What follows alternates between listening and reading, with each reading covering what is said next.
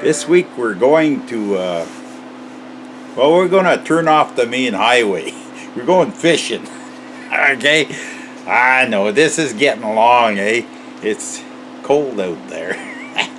So we got to stay in the garage, and I look around, and I have some little jobs, but I just don't feel like it, eh? So, story time again.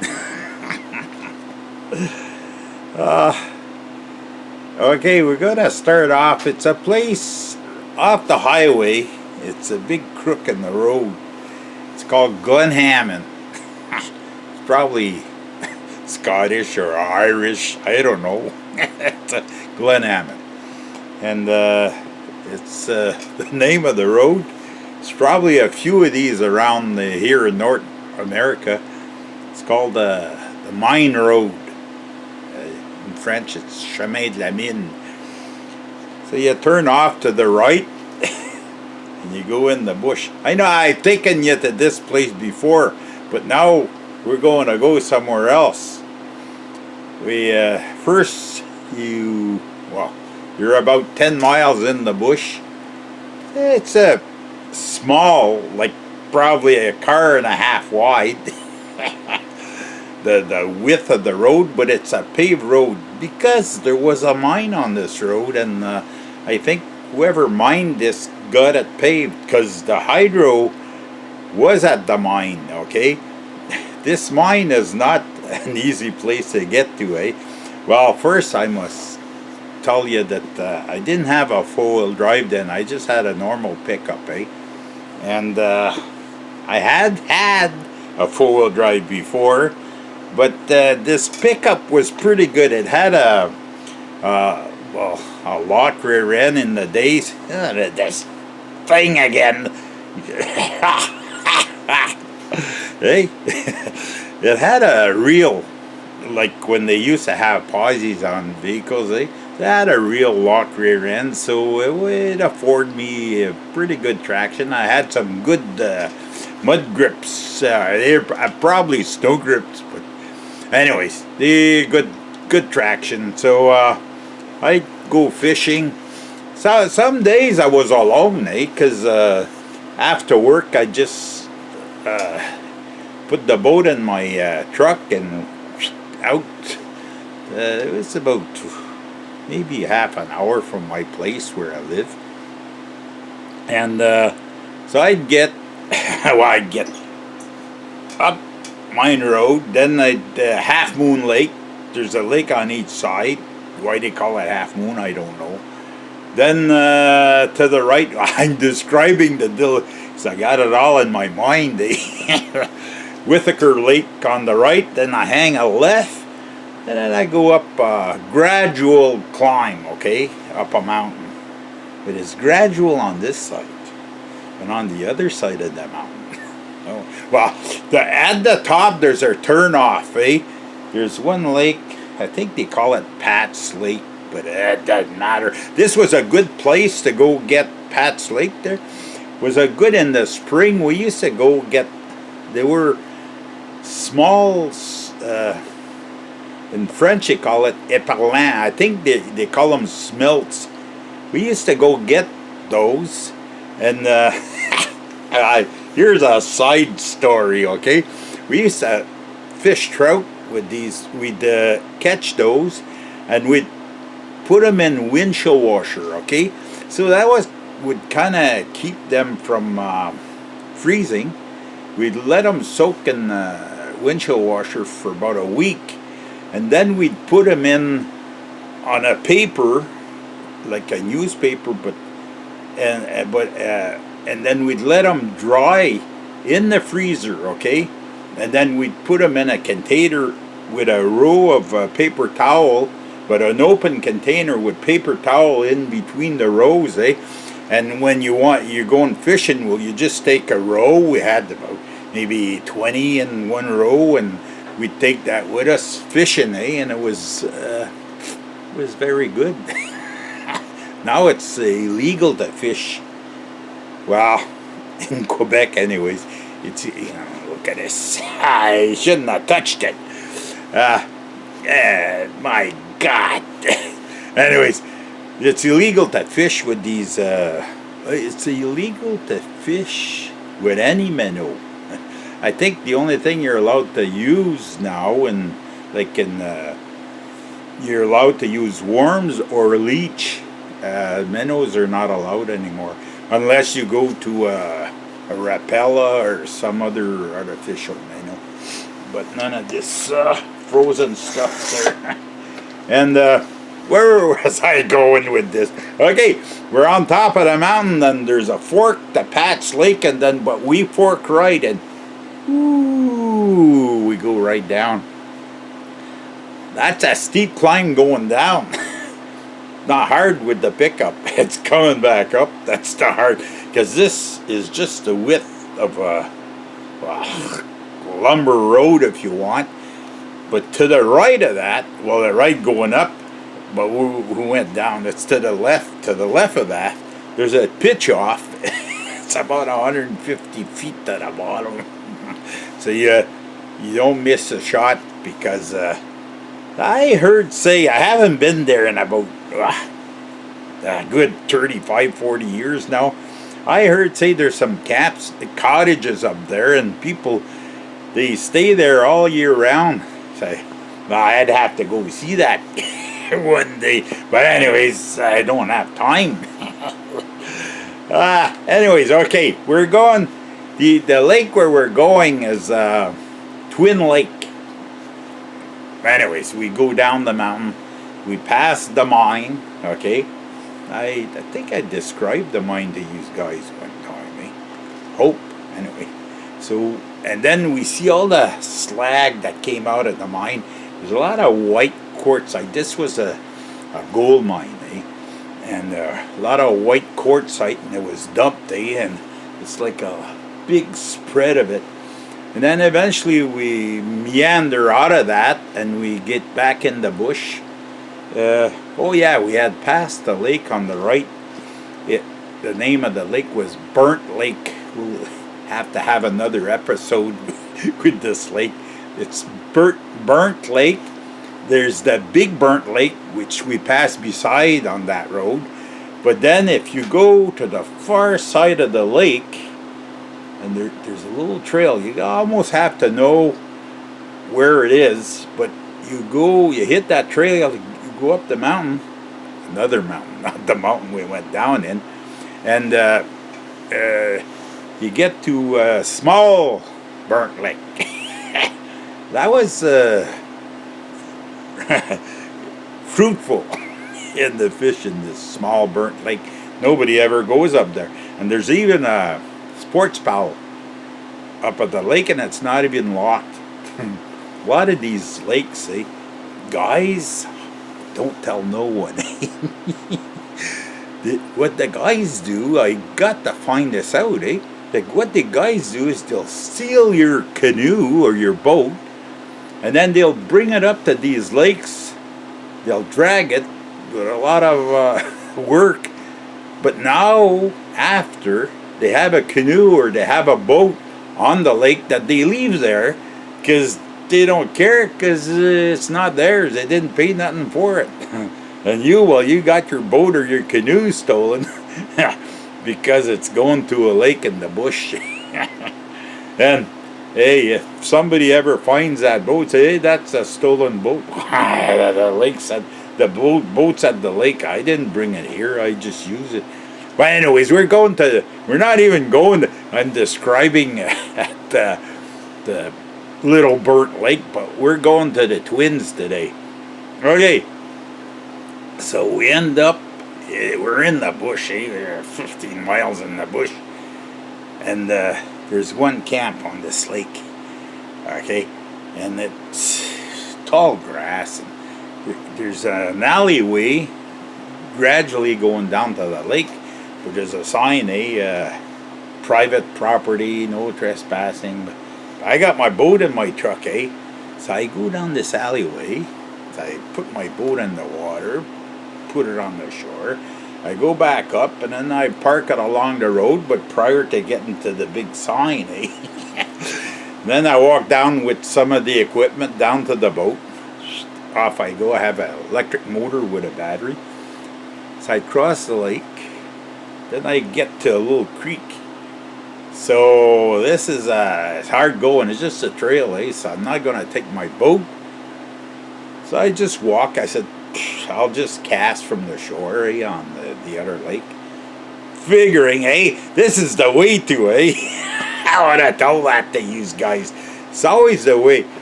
The easy lake to get to, well, you never fish in that because odds are everybody's fishing there and you won't catch nothing.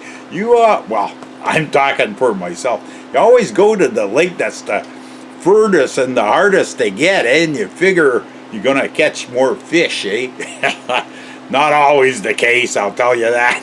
I've done many hours of fishing in these remote lakes where nobody goes because they're really out of the way, but fish when it's not time, I don't know, wrong moon. Somebody ever tell you gotta fish with the moon? My father was a big believer in that, I'd have to review my notes to tell you when the moon is good to fish. Trout. I can only talk about trout. The other fish, I don't know. It all depends what you're fishing. Anyway, okay, Twin Lake. So we portage along the creek. It's about 10-minute portage from Twin Lake. We'll call it Twin Lake 1, but they're twin lakes because one lake looks like the other, and they're both they called the Twin Lakes. So we get to number 2 lake, which is further. You get there, and to the right when you get, like we're in the bush, we hear a big splash, and then to the right on the shore, there's a big moose, and he's eating. It's kind of swampy there, like not cattails, but you know the stuff that grows in the sides of the lake there, like it's like a weed there, but it's got a carrot in the bottom. Well, he's there eating anyways, and when he hears us, splashing, and gotta get out of the lake, and then we get there, and then right there, there's a canoe. It's canoe. Come to think of it, it's a canoe much similar to the one I have at the camp. It's an aluminum canoe, nice canoe, 16-footer. But this canoe, it's been, I think it's somebody that went to the lake and he was jealous, and he had an axe, and the canoe's got about 10 shots with the axe in the canoe. Okay, so it's not, but the canoe has been patched with, this tape, the ductwork tape, the foil tape there. It's got patches on it, So I look, and they look all right. I put the canoe in the water, and the water comes in, So I go off, and for an oar, there's a board. It's just a straight board. You go one side, you have few shots on one side, few shots on the other. Anyways, I went fishing. I just thought of something. If I told you the truth, okay, well, you would probably not believe me. But I caught 3 nice trout. Oh, speckled trout. You see how long it is? Oh, no. I could spread it out, about like that. No, but that would be a lie. Okay, I'll bring it in. About like that, 12 inches. Anyways, they were nice, like that. 3. I could have told you more, but then it'd be a story. So that's what I got for my evenings fishing. But I figured nobody'd show up. Like that camp, there's probably the camp right at the first twin there. Nobody ever went there because the grass was 3-4 feet tall, and you couldn't see no tracks. So odds of somebody ending up there in during the week was almost negligible, so it didn't scare me too much. But sometimes you gotta, and that's something I learned. So I went, I even got my, I punched out a few times going fishing, but that's a story for another day, eh? We went fishing and we had the right information. We even had a map from a surveyor. There was a fire access to the lake, but that was another place. And we could have got shot. There was a guy with a rifle and everything, and he didn't want nobody fishing there, I'll tell you that. But anyways, that's not here nor there. At the Twin Lake, I fished the second twin, okay, not the first one. I could have fished in the first one, but there's a camp there, so I fished there. Eh? There's probably no fish in the lake. God knows. I went to the second one. There was a canoe there.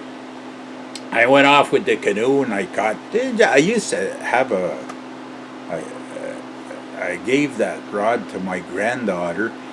It was a Berkeley, it's a real, pretty expensive, I'm going to say, rod, but it's got a light touch to it, eh? And it was real good for speckled trout. Sometimes speckled trout, eh? They don't, and they'll just pick at it, eh? And if you got a real sensitive rod, eh? You can see the end there, just moving a little bit. You know something's coming off at the other end, but it's not like a smallmouth bass where the whole thing just goes, eh?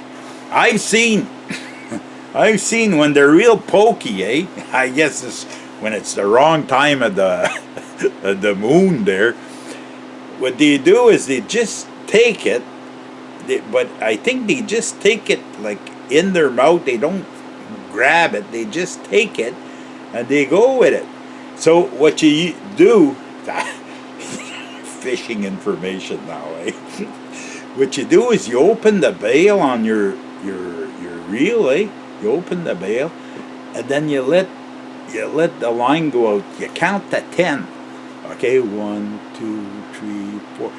You count to 10, and at 10 you close your bail and you set the hook. A lot of times when they're real finicky, eh? That's what works. I found that with trout and with walleye. Well, just jewels of knowledge, and I don't even charge for this, eh? Anyway, so okay. So we went fishing. We got tree and the little pack sack on the side here. I have a nice pack to keep them cold, eh? So we're coming back home, but the exciting thing is we go in there, eh? We don't know if we're going to make it out. I'm alone. Nobody around here, okay, for miles. Like, you're going to walk. And you're lucky if you don't fall off the side of the road and go down the mountain, eh? So every time was a kind of an expedition, eh? But I always made it with the boat in the back of the pickup, eh? It give it some weight. And as I'm going up, the boat was tight, eh? Because I would have lost it. And it was so steep that I would have lost it going up the mountain. But that was the rock cut, eh? This road was just cut on the edge of the mountain, and there was a pitch off there. I told you before, 150 feet, eh, to the bottom there. I would have had to get out, or else the ride would have been rough. Would have met a lot of trees on the way down. But anyways, that's the trip to the Twin Lakes. Tree trout in the bag, and they were good eating, I tell you. This is all, it's not trout that have been put in those lakes. Those lakes they was native trout, let's say, and it was good eating. So that's the story for today, folks. I hope I didn't sidetrack too much. I know I meander into other stories sometimes. Hey, it's cold out there, so that's why I'm sticking in here and I'm telling stories. I salute you all. Don't forget, the better ones are yet to come. Comments are welcome, and we'll see you in the next one.